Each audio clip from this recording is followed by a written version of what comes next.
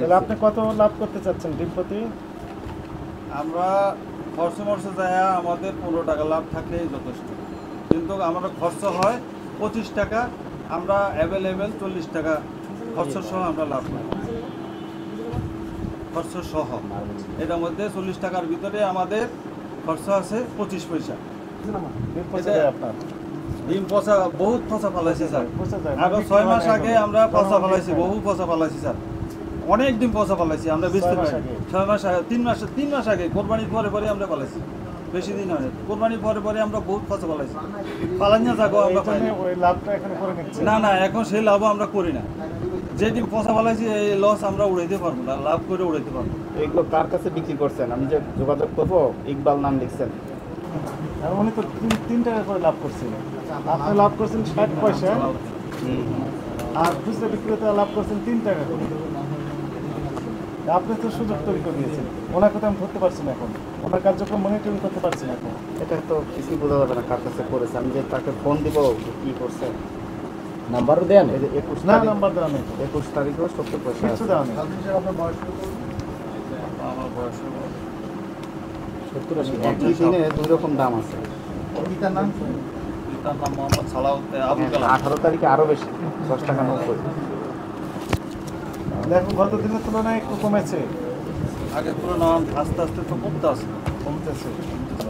এখন হয়তো অনেক সময় ডিম কম আসে, পরিমাণে চাহিদা বেশি থাকে, আবার ডিম কেউ আসে না, এই হিসাবে একটু হয়তো যারা ক্রেতা তাদের চাহিদা বেশি, হয়তো পর্যায়ক্রমে লোকালের সাইডেও বাড়ছে। আমাদের এখানে আমরা সেই হিসাবে আমরা হিসাব করে বেচতেছি। আপনার উৎপাদন খরচ না মানে বাড়ার সাথে সম্পর্কিত না তো? না, আমরা বাড়তি কমতে কোনো হিসাব আমাদের নেই। আপনার উৎপাদন খরচ বাড়ে নাই, অথচ দাম বেড়ে দিয়েছে, কারণ হচ্ছে চাহিদা বেশি। আমরা তো বাড়াইনি, Supply বাড়াইছি তো কম। খামারিরা যাদের কাছ থেকে ডিম আনি তারাই বাড়াইছে, আমরা বাড়াইনি। টাঙ্গাইলের সখীপুরে আছে অনেক। আপনি কি বুঝতে পারছেন তাহলে আপনার একটু অপরাধ হয়েছে? এটা আপনারা দলে স্যার অপরাধ। অপরাধ তো করেছেন, আপনি মূল্য তালিকায় লিখছেন যেটা তার চেয়ে বেশি দামে বিক্রি করছেন তো গতকাল। একই সাথে প্রমাণ পেলাম হাতে নাতে। এটা তো ঠিকানাগুলো বেশি বলেন, আপনি চ্যালেঞ্জ করবেন? বেশি নেই স্যার। বেশি বিক্রি করছেন তো? তো একই দিনে দুই রকম দাম হলে কি করে? 70 পয়সা তো নাই আপনার। 70 পয়সা গতকাল কিন্তু ছিল। ওখানে কত লিখছিলেন গতকাল? বলেন আগে সেটা। যেটা লিখছি স্যার সেই অনুপাতে আমরা বিক্রি করছি স্যার।